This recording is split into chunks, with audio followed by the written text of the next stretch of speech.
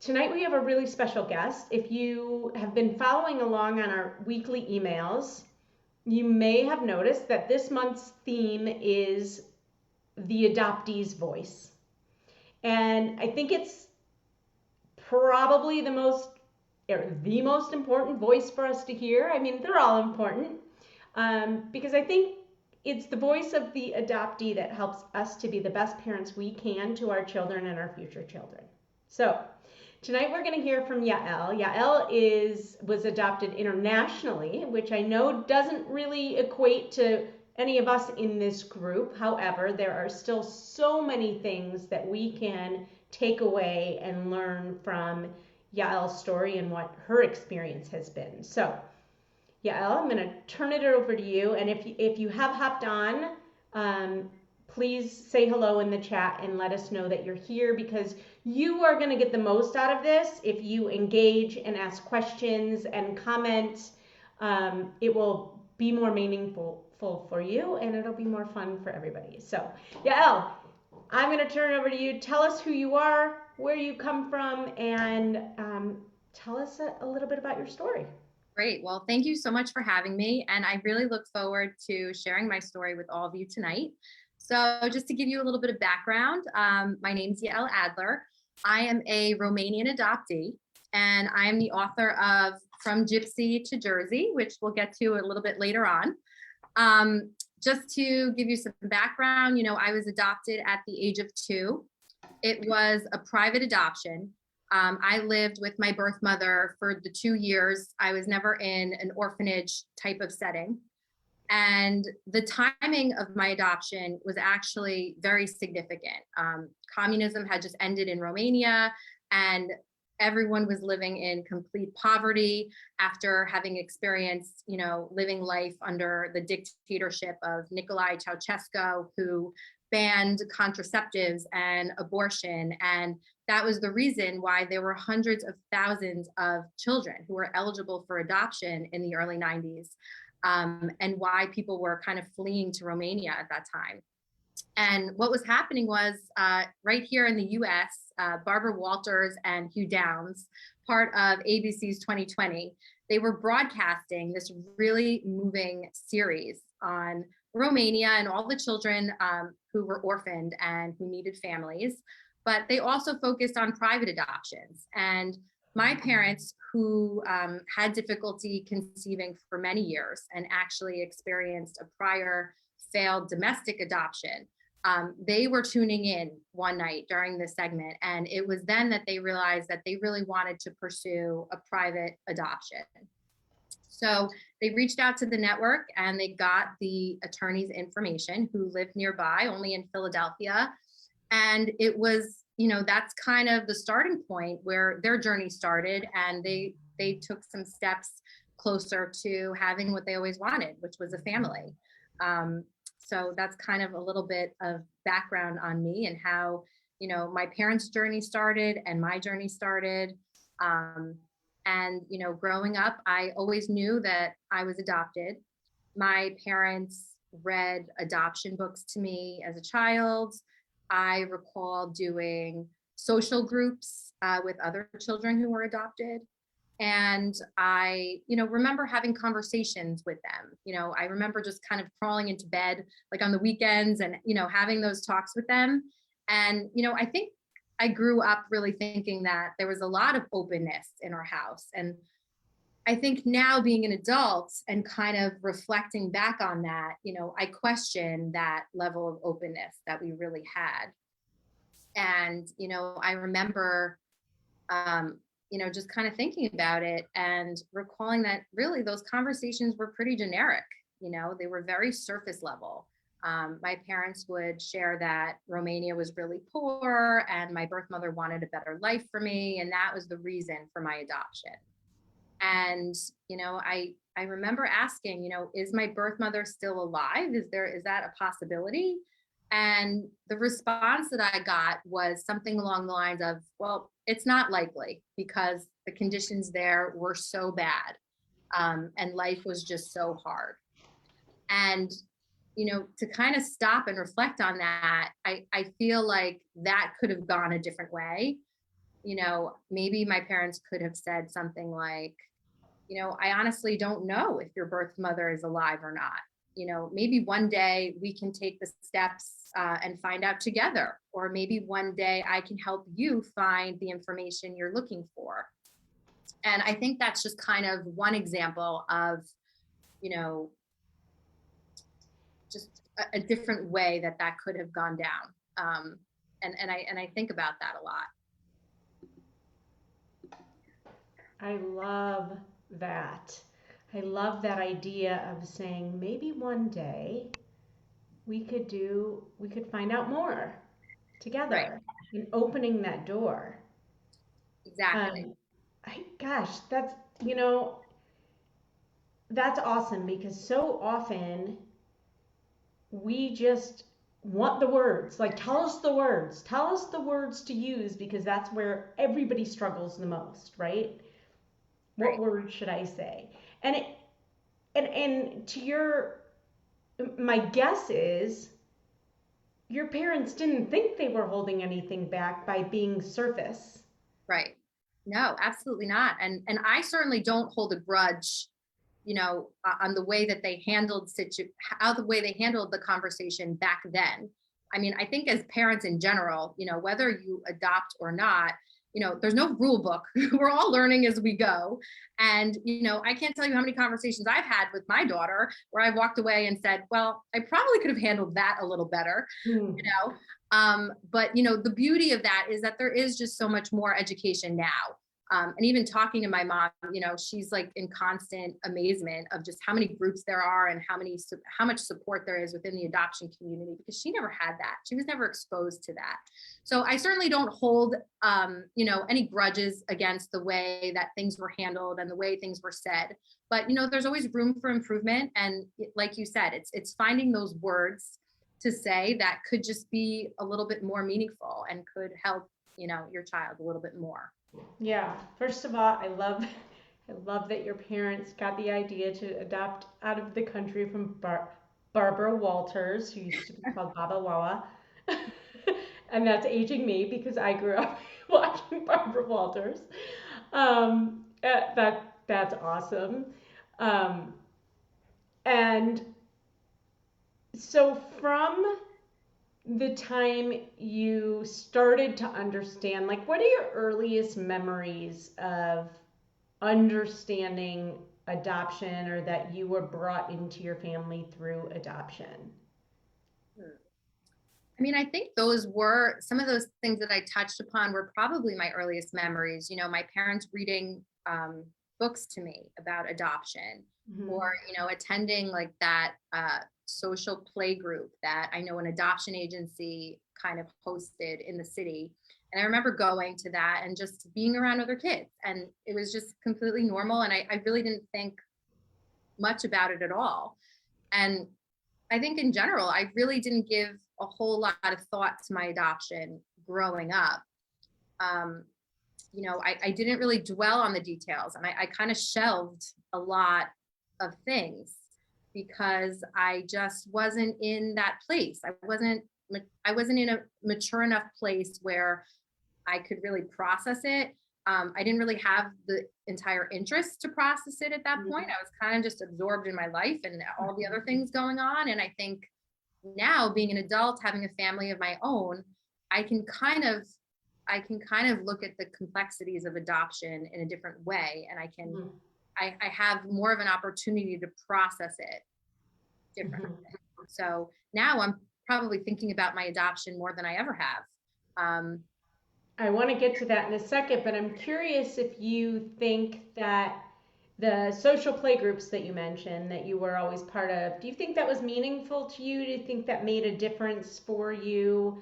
Um, Maybe you didn't even give it a second thought, but I'm just curious what your thoughts are. I truly have no recollection of that whatsoever. I just remember that it was one of the steps that my parents took to, make an effort to normalize my adoption and just to make it, a comfortable and safe thing. And I thought I really appreciated all the steps that they took growing up. So I think whatever you can do, um, it doesn't hurt to do that. And I think the questions come later in life, Yeah. Um, However, the fact that you grew up knowing other people, having other people around you on a fairly consistent basis, it sounds like, that were also adopted like you were. mhm. Yeah, I don't think it was, I don't know that the social group I, attended consistently. I don't think it was like a part of my routine or anything. I think it was more of just, a one-off, or maybe occasionally I did go. Okay. I don't really remember, but truthfully, I really didn't know a whole lot of people who were adopted growing. Okay. And every now and then I would meet someone, and it was kind of cool, because I was kind of like, people go through their whole lives not meeting anyone who's adopted, and it kind of made me think, like, was I meant to meet you? Like, were we like Mm. connected in some way? Like, it was kind of cool when that opportunity kind of like happened, where I did meet somebody who was adopted completely randomly. um When you were growing up in elementary school and in middle school, did you tell people your story? I don't even know. I'm sure it came up here or there, but did you tell people your story? Did you not? Did you feel different? Did you not? Do you feel special? Do you remember? you know i I always knew that it was a part of me, but I felt very disconnected to it growing up. So it wasn't something that was always on the forefront of my mind. Um, but at the same time, whenever I did get close to someone, I Mm. felt like it was a piece of information that I had to share. I don't know if that makes sense, but Yeah. I kind of felt like, okay, like maybe they should know the whole story. Like maybe, in order to get their like full blessing or whatever, it's like maybe they should know that I'm also adopted. And it's like I guess like in some way I always wanted to get that feeling of acceptance, even though I was adopted, and that kind of separated me and made me feel a little different. And it was always their reactions that intrigued me so much, because even as an adult, people have no clue how to react when you tell them that you're adopted. Hmm. I even had this conversation with, I think I was getting a haircut, and I was telling my hair person about my book, and she was just like, oh, have you met she didn't know like what to say. Like, do you call them your real parents, your biological? And I was like, my biological, like my birth family, is that what you mean? And then she's like, yes, your birth family. And I was like, okay, yeah. So you just, I just picked up on the fact that you just used the words, I needed to tell them, I needed to give validation, I needed to tell them the story, even though I was adopted, right? Like, Right. I was like, oh, even though, like, those words are so Mm. triggering and meaningful. And to me, I'm like, no, not even though, like, it's less than. Right. Um, and that's part of my story, right? Exactly. Um, and so, what can we do to help our children not feel that even though I was this, like it was something different? I don't know. Did you feel that way, or was that um, I don't know. Maybe you did in some way because you said you needed that validation because you maybe felt different. I don't want to put words in your mouth, but I don't Yeah. know. I just that stuck out to me. Yeah, I think I don't think that I even realized that it was something that I was doing as a child, and that's what I was seeking, was this validation, because I was adopted. But it's just kind of now, like all these years later, looking back, I think about it and I reflect on that, and maybe that's what I was doing. Yeah. But I never really felt connected to my adoption, because I never really had all the pieces to my story until about 2 years ago. And, not having those pieces, having that full picture and having that clarity of your life, it changes everything. And, I think it's important to acknowledge your birth identity, which, I think it works both ways, as an international adoptee and as a domestic adoptee, of where you came from. And I think Mm. acknowledging that is really important. Um, I uncovered through my research that I was born Roma, or Gypsy. And I had asked my mom, I'm like, Mom, did you know that? And she said, yeah. And I said, well, why is that something that you never shared with me? And, her response was, I didn't want you to feel any stigma around the word gypsy. And I was really frustrated with that response because, that's a big part of my birth identity.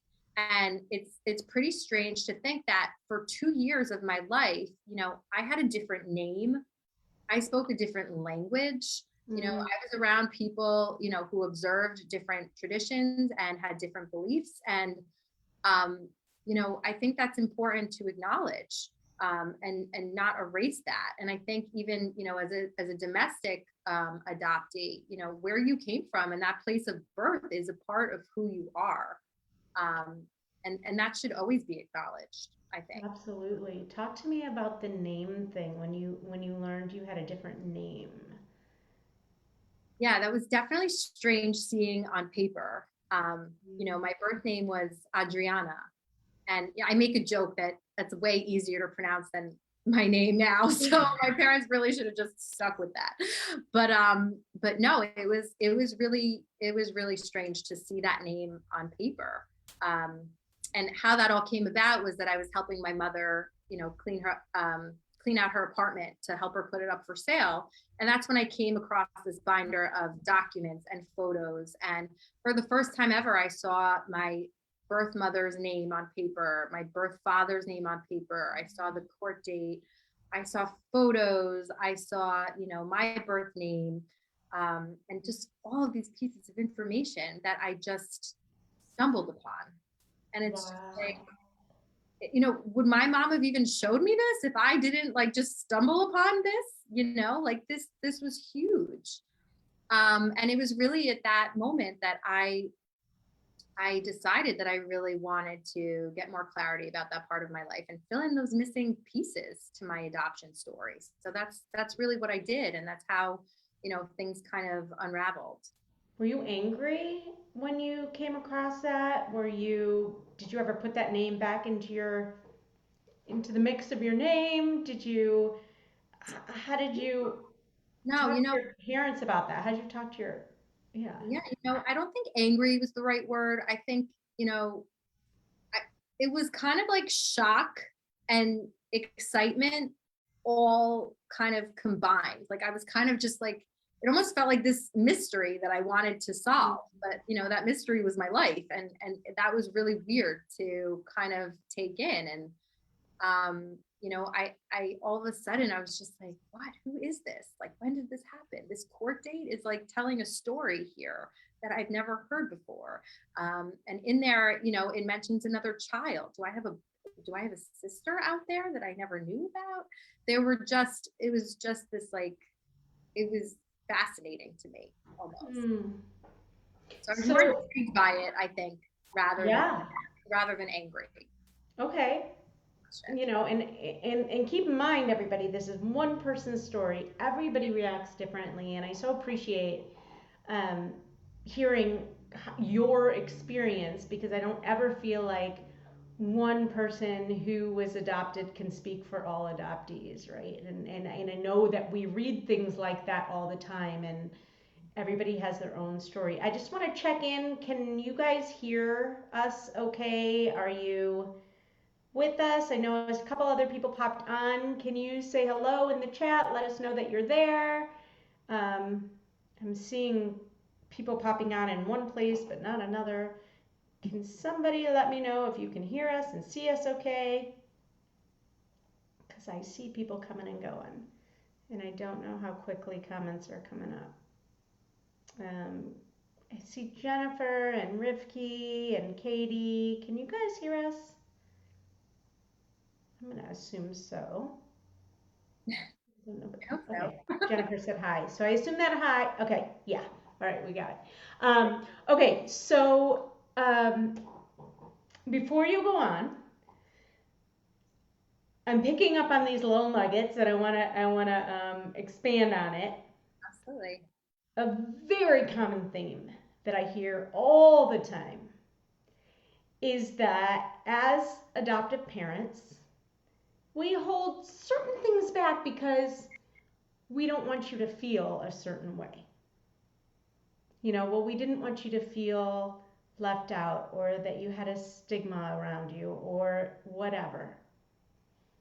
And what I'm learning is that decision is not for us to make, is kind of what I'm learning and what I'm hearing. Does that ring true to you? Absolutely. I actually posted on my Instagram something right along those lines, a while back. And I can understand because I'm a parent myself. And I think as parents, what we always want to protect our children, right, in every way possible. And I think sometimes with what we're thinking, we're the way that we're protecting them could have like a adverse reaction, and it might be hurting them rather than protecting them, because if you don't share the whole picture, how can you really play a supportive role for your child? You need to share the whole story, be as transparent as possible, and let your child process that and know that, and let your child know that you're there for them, throughout that whole process. So I completely agree, and I think that's really important. And I And for think, anybody, yeah, go ahead. no, I'm sorry. I was just going to say, I think that also, there's a lot of things that I think adoptive parents hold on to, that they kind of need to work through first Amen. to, be more supportive. And there's that whole loyalty piece too, that as adoptees, we feel such loyalty to you because you're our family. Um, but at the same time, when we express an interest to want to learn more about our adoption, sometimes that translates into abandonment, rejection. We're not happy with the life that you've provided. And when really it has nothing to do with you, it has nothing to do with that. It's part of human nature just to want to know where you came from and, who the people were, in that other life. Mm-hmm. And you just, if you're holding on to all of that baggage, it's really hard to be there, in a supportive way, I think. Yeah, that's so good. And if you're watching This Is Us, do you watch that? I mean, they covered this, right? Just most recently. Um, why didn't you tell me? Because I didn't want you to feel a certain way, right? And the truth will always come out. The information will usually come out, and don't we want to be the one to tell our children if we have this knowledge? It's not for us to decide how they will feel. And if they feel hurt, or that's something that we can work through. Jennifer said, "Thank you for sharing that. It helps me get prepared for when we have that conversation with our daughter." And I've got to tell you, Jennifer, it comes in different developmental stages, right? The words that we use, because I'm going through that right now. I was having a conversation recently with another adoptee, Mary, and we were talking about telling the story as well, and the words that we choose to use, right? Again, Yeah. to protect our children, right? And we can't hold back, and it has to be developmentally appropriate. So it gets harder and harder the older they get. It's very hard. And, it For was us, and maybe for you too. I don't know. it's hard for us too. I mean, look, it was hard to just approach that conversation with my mom. You know, growing up, my mother, adoption has always been a very sensitive subject for her, to the point where anything adoption that came up in conversation, her eyes would literally swell up with water every single time. And, as a child, that's really hard to see. And you kind of like put up a wall, or you just kind of like shelve your own feelings, like as I said earlier, because you almost don't want to put your parent through that. We don't want to make you feel bad. We don't want to, we just kind of want to have the space and ability to feel what we feel. And that kind of goes along with another point, that I thought was worth discussing, which is that you can be supportive and still give your child some space. And this kind of makes me think of this, growing up, there was this video that my parents always told me about. And it was when the attorney had mailed my parents a video so that they could see me over in Romania, see what I looked like, where I was from, and all of this stuff. And my parents always talked about this video. And I expressed an interest in wanting to watch this video, but the expectation was always, okay, well, if we watch it, we're going to watch it together because it's going to be really traumatic and hard for you. And we want to watch it with you. But I didn't want to watch it with them. I felt like it was a very personal thing for me. And I wanted the opportunity to be vulnerable and to just, if I wanted to get emotional, feel that I could get emotional without feeling guilty or making them feel bad. And again, it's that piece there, and I think a way that could have been handled was, if my parents said something along the lines of, look, like, we'd love to watch this video with you, but I understand if you want to watch it by yourself. And just know that when you're done watching the video, like, if you want to talk about it, we're here to talk about it. Right? Like, that's giving me the space to kind of process things in my own way and be vulnerable if I want to be vulnerable and have that personal experience of mine. But I still know that they're there to talk about it afterwards. And that's obviously a very specific example, but I think that could apply to so many different things. So I just kind of wanted to mention that because that's another thing that I've been thinking about a lot lately. Yeah, that's good. And yeah, that's really good. I've been doing this for 8 years. My son's 10, and I swear every conversation I have my own another aha moment, like another thing that I've learned or heard to make me think in another way. And yeah, that makes sense. Like sharing another piece of their story and letting them experience that first on their own. And it's interesting. I thought about, us wanting to protect our children, and then but in turn our children also want to protect us. And so if we're both doing the same thing, nothing ever gets said or done, right? Right. And we both stay in this state of, well, I want to protect them. Well, I want to protect them. I don't want to hurt their feelings. Well, I don't want to hurt their feelings. So we're just not going to talk about anything. And then what good is that? No, that, I never really realized, oh, this same exact things go both ways. And very true. um, so did you go on a quest to find some answers for yourself? Did you dig deeper? Did you find your family, your birth family? Did. So what the steps that I kind of took once I discovered all of these documents and photos is I decided that I wanted to learn more. And the first step that I was going to take was to try to contact the attorney who handled my adoption 28 years earlier. So I did a Google search and I believe that I had found him fairly quickly. And I just sent him an email, and I was very bold in the email and straightforward. And I said, I believe you were the attorney who was involved in my adoption 28 years earlier. I'd love to talk to you. I don't expect you to remember me or my case by any means, but I am looking to learn more about my adoption and my place of birth. And if you could just help me in any way, I'd be so appreciative. And it was only a few short hours later after sending this email that I get a phone call, and it was him on the other line. And I was just in complete shock. I couldn't believe that I was actually speaking to the attorney who handled my adoption 28 years before. And it was a really cool feeling because I knew that conversation was going to just lead to a series of really interesting events, which it did. And he put me in touch with somebody in Romania who does these birth family searches.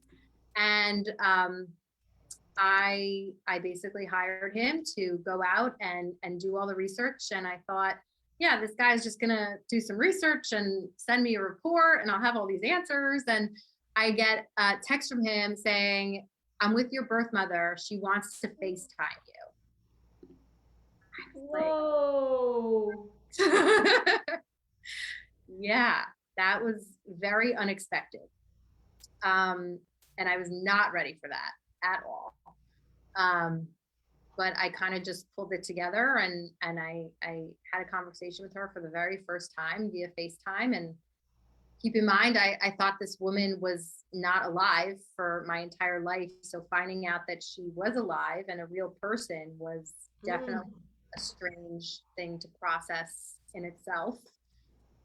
Um, so, I spoke to her for the first time, and that led to a reunion.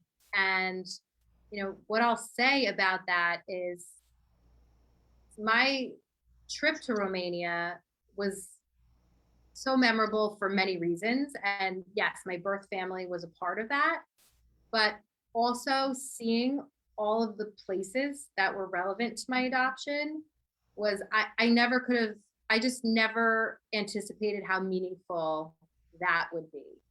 Mm. And that kind of leads into like a little segue of this really brief like excerpt from my book about actually Oh, when yes, I visited please. And Romania. absolutely. Yeah, I was going to say, you don't have to tell all the things because I know a lot of this is in your book, From Gypsy to Jersey, which that name is brilliant. Thank you. And you'll tell us all how to get that in a minute. But yes, please do read an excerpt. And by the way, you got some ahs and some wows when when you said you met your mom. You guys, I don't know why I'm coming up as Back to the Roadmap Fund, our nonprofit, but if anybody has any questions, I wrote something in the chat and I'm like, oh, okay. If anybody has any questions, please write them in the chat and I'll read them out loud. But yes, yeah, I'll read we'd love to hear an excerpt. Okay, so I'm just going to read you a short little part, and this was about my trip, a piece of my trip there. As we drove, I became less tense and was looking forward to seeing some of the sights. Our first stop was Arad, where we found parking on the congested, narrow streets and landed right in front of the courthouse. It was a pretty beige 3-story building with white columns and capital gold letters across it. As I stood in front of the courthouse and I had my photo taken, I imagined what that day must have been like for my parents. I pictured them walking in thinking, the day we have been waiting for has finally come, knowing that they were only steps away from having a family. The next stop was the maternity hospital of Arad, the place where I was born. I could not walk up to it like the courthouse because there was a fence around the perimeter of the building. But from a distance, I saw the large white building with many square framed windows, and I looked at it. I pictured Daniela going into labor and holding me for the first time. I could see her looking at me with a lot of love in her heart, the same way she had looked at me many times on this trip. I could only imagine the level of stress she was under when she had me, thinking of having to raise 2 children on her own. I wondered if the stress she felt outweighed the happiness and what was going through her head when she took me home that day. So I just wanted to share a little piece of that. Okay, you got me. Yeah. Oh, And there was just something about visiting those sites that made that trip so special. And just all of those places, and even visiting an orphanage, which wasn't a part of my story, but easily could have been for that time period.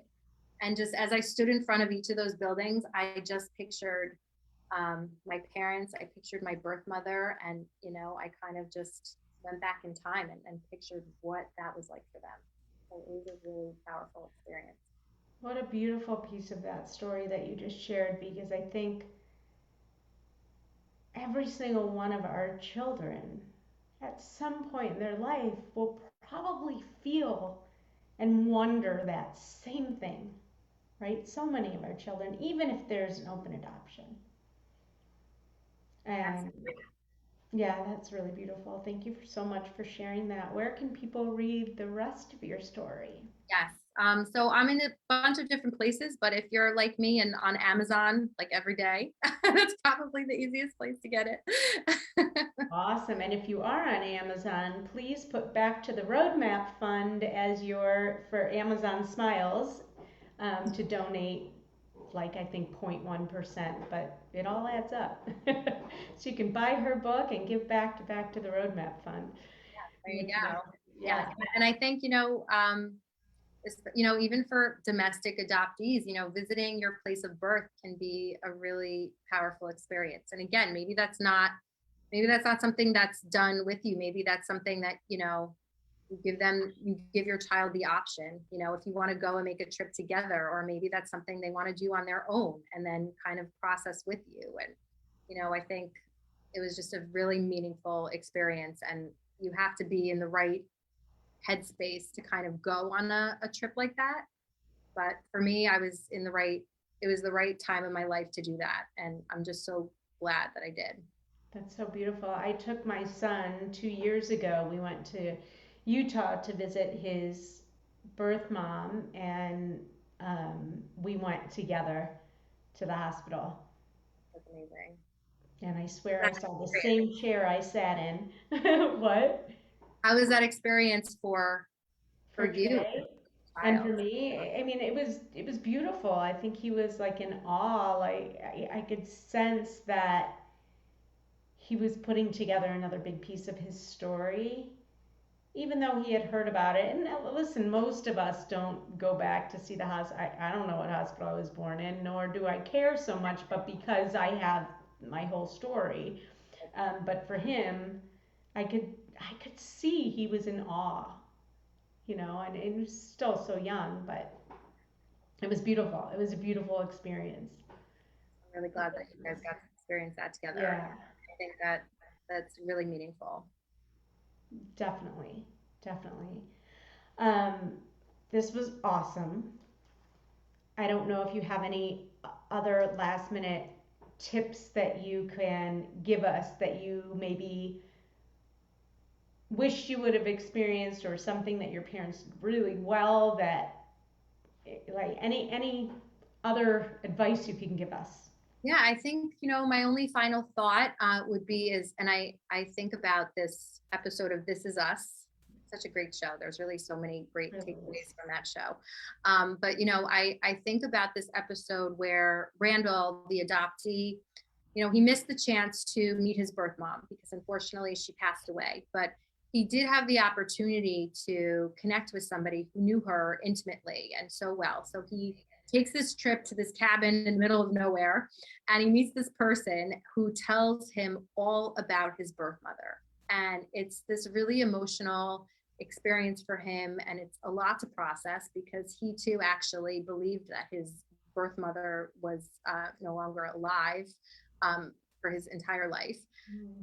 And he returns from this trip, and Rebecca, his mom, she pulls him aside and she says, Randall, like, I've been trying to connect with you. Like, tell me, how was your trip? Tell me about your birth mom. Like, I want to know all about her. And I literally get chills like every time I repeat that, because that to me is just the epitome of showing genuine support by just asking those specific questions. And I think that's just something that is so simple and basic that we can do, but it goes such a long way. And just, being genuine and asking those specific questions, it just really shows that you care. Definitely taking interest not just in our children, taking interest in our children, of course, but taking interest in what's important for them, and sharing things with them, no matter how difficult you think it might be for them to hear or not. It's not up to us to decide that. You know, telling them their whole story and not just pieces of it.